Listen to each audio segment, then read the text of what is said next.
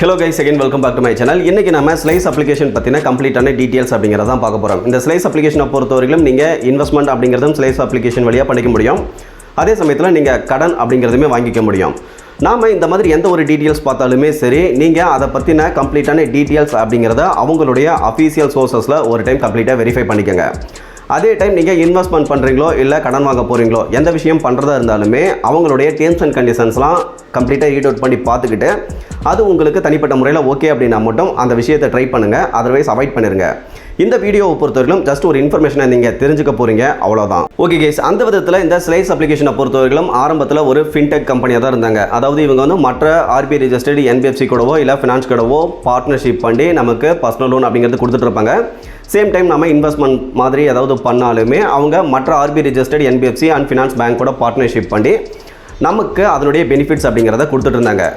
But இப்போது 2025 மே மந்தில் இவங்க ஸ்மால் ஃபினான்ஸ் பேங்க் கூட மெர்ஜ் பண்ணி இப்போது ஸ்லைஸ் அப்படிங்கிறது தனியாக ஒரு ஸ்மால் ஃபினான்ஸ் பேங்காகவே மாறிட்டாங்க. அந்த விதத்தில் ஒரு பேங்க்லேருந்து நமக்கு என்னென்ன பெனிஃபிட் எல்லாம் கிடைக்குமோ அந்த பெனிஃபிட் அப்படிங்கிறது இந்த ஸ்லைஸ் அப்ளிகேஷன் வழியாகவும் கிடைக்கும். பட் இருந்தாலுமே இந்த ஸ்லைஸ் அப்ளிகேஷனை பொறுத்த வரைக்கும் ஆரம்பத்தில் ஒரு கார்டு அப்படிங்கிறது கொடுத்துட்டு இருந்தாங்க. அதாவது அது ஒரு கிரெடிட் கார்டு மாதிரி கொடுத்துட்டு இருந்தாங்க. அதில் ஒரு பர்டிகுலர் லிமிட்டை வந்து எலிஜிபிளாக கொடுத்துருவாங்க. அந்த லிமிட்டை யூஸ் பண்ணி நீங்கள் பர்ச்சேஸ் பண்ணிக்க முடியும். அப்படி இல்லைனா யூட்டிலிட்டி பில் பேமெண்ட்ஸ் மாதிரி நிறைய பேமெண்ட்ஸ் அப்படிங்கிறதும் பண்ணிக்க முடியும். அதுக்கு ஒரு பர்டிகுலர் டைம் வரையிலும் இன்ட்ரெஸ்ட் ஃப்ரீ டைம் அப்படிங்கிறது கொடுப்பாங்க. அதை தாண்டி போகும்பொழுது அவங்க பெனால்ட்டி சார்ஜஸ் அப்படி இல்லைனா இன்ட்ரெஸ்ட் போட்டு அந்த அமௌண்ட் அப்படிங்கிறத கலெக்ட் பண்ணிட்டு இருந்தாங்க. ஸோ அதுக்கப்புறமா கிரெடிட் லைன் ஆப்ஷனில் மற்ற RBI registered finance and bank கூட பார்ட்னர்ஷிப் பண்ணி கிரெடிட் லைன் ஆப்ஷனில் லோன் கொடுத்துட்டு இருந்தாங்க. இப்போது லாஸ்ட்டாக north east small finance bank கூட பார்ட்னர்ஷிப் பண்ணி பர்சனல் லோன் அப்படிங்கிறதே டைரெக்டாக கொடுத்துட்டு இருந்தாங்க. அதை பற்றின நிறைய வீடியோஸ் அப்படிங்கிறத ஆல்ரெடி பார்த்துருக்கோம். ஸோ நீங்கள் ஒருவேளை பர்சனல் லோன் பற்றின கம்ப்ளீட்டான டீட்டெயில்ஸ் தெரிஞ்சுக்க விரும்புகிறீங்க அப்படின்னா கீழே இருக்கக்கூடிய டிஸ்கிரிப்ஷனில் நோ மோர் அப்படிங்கிற டைட்டிலுக்கு கீழே இருக்கக்கூடிய லிங்க்கில் இவங்க வழங்கக்கூடிய பர்சனல் லோன் பற்றின கம்ப்ளீட்டான டீட்டெயில்ஸ் அப்படிங்கிறத கொடுத்துருக்கேன். விருப்பம் இருக்கிறவங்க ஜஸ்ட் அந்த லிங்க் கிளிக் பண்ணி ரீட் அவுட் பண்ணி இவங்க வழங்கக்கூடிய லோன் பற்றின கம்ப்ளீட்டான டீட்டெயில்ஸ் அப்படிங்கிறத தெரிஞ்சுக்க முடியும். அந்த விதத்தில் ஸ்லைஸ் அப்ளிகேஷன் இப்போது north east small finance bank கூட மெர்ஜ் பண்ணி ஸ்லைஸ் ஸ்மால் ஃபினான்ஸ் பேங்காக சேஞ்ச் ஆனதுக்கு அப்புறமா சில சர்வீஸ் அப்படிங்கிறது ப்ரொவைட் பண்ணிட்டு இருக்காங்க. அந்த விதத்தில் இவங்க சேவிங்ஸ் அக்கௌண்ட் அப்படிங்கிறத ஃபஸ்ட்டு ப்ரிஃபரன்ஸாக வச்சுருக்காங்க.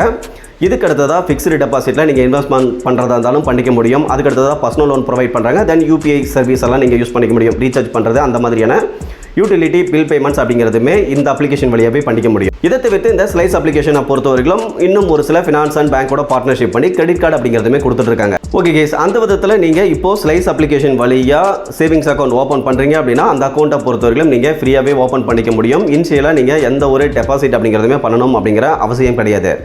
அதே சமயத்தில் அந்த மாதிரி நீங்கள் சேவிங்ஸ் அக்கௌண்ட்டில் வச்சுருக்கக்கூடிய அமௌண்ட்டுக்கு ஆர்பிஐ சைடு இருந்து ஆர்பிஐயோடைய ரெப்போ ரேட் படி என்ன இன்ட்ரெஸ்ட்டோ அந்த இன்ட்ரெஸ்ட்டை அப்படியே உங்களுக்கு கொடுத்துட்றாங்க. அந்த விதத்தில் நீங்கள் சேவிங்ஸ் அக்கௌண்ட்டில் வச்சுருக்கக்கூடிய அமௌண்ட்க்கு 5.5% per annum இன்ட்ரெஸ்ட் அப்படிங்கிறது உங்களுக்கு கிடைச்சிடும்.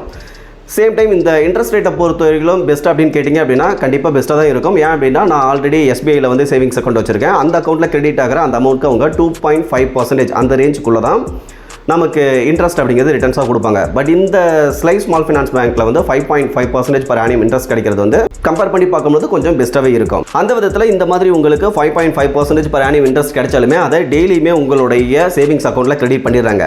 ஸோ அந்த மாதிரி சேவிங்ஸ் அக்கௌண்ட்டில் டெய்லியும் உங்களுடைய இன்ட்ரெஸ்ட்டை கிரெடிட் பண்ணும்பொழுது அது காம்பவுண்ட் இன்ட்ரெஸ்ட்டாக அடுத்தடுத்து உங்களுக்கு கிடைச்சிட்டே இருக்கும். ஸோ இதை வந்து இன்னொரு அடிஷனல் பெனிஃபிட்டாகவும் ஸ்லைஸ் அப்ளிகேஷனில் சொல்லலாம். இதை தவிர்த்து ஒருவேளை ஸ்லைஸ் அப்ளிகேஷனில் நீங்கள் ஃபிக்ஸ்டு டெபாசிட் பண்ணுறீங்க அப்படின்னா உங்களுக்கு அதிகபட்சமாக 8.5% per annum அப்படிங்கிறது இன்ட்ரெஸ்ட் கிடைக்கும். ஸோ இதுவுமே பார்த்தீங்க அப்படின்னா மற்ற பேங்க் ஃபினான்ஸை கம்பேர் பண்ணும்பொழுது ஒரு பெஸ்ட்டான இன்ட்ரெஸ்ட் ரேட் அப்படின்னே சொல்லலாம் ஃபிக்ஸ்டு டெபாசிட்க்கு.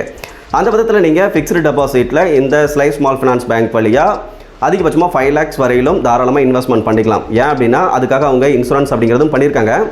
அந்த விதத்தில் உங்களுக்கு ஏதாவது பேங்க்கில் ஃபியூச்சரில் ஏதாவது இஷ்யூஸ் இருந்தது அப்படிங்கிற பட்சத்தில் அந்த 5 lakhs அப்படிங்கிறது கண்டிப்பாக உங்களுக்கு ரிட்டர்ன் கிடைச்சிடும்.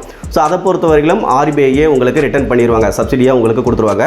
ஸோ அந்த விதத்தில் நீங்கள் ஃபிக்ஸ்டு டெபாசிட்டை பொறுத்த வரைக்கும் இந்த ஸ்லைஸ் அப்ளிகேஷனில் 5 lakhs அப்படிங்கிறது எந்த ஒரு பயமும் இல்லாமல் இன்வெஸ்ட்மெண்ட் அப்படிங்கிறது பண்ணிக்கலாம். இதுக்கு அடுத்ததான் ரொம்ப இம்பார்ட்டண்ட்டாக இந்த ஸ்லைஸ் அப்ளிகேஷனில் உங்களுக்கு பர்சனல் லோன் அப்படிங்கிறதுமே கொடுக்குறாங்க. பர்சனல் லோனை பொறுத்த வரைக்கும் அதிகபட்சமாக இப்போதைக்கு 5 lakhs வரையிலும் கொடுத்துட்ருக்காங்க.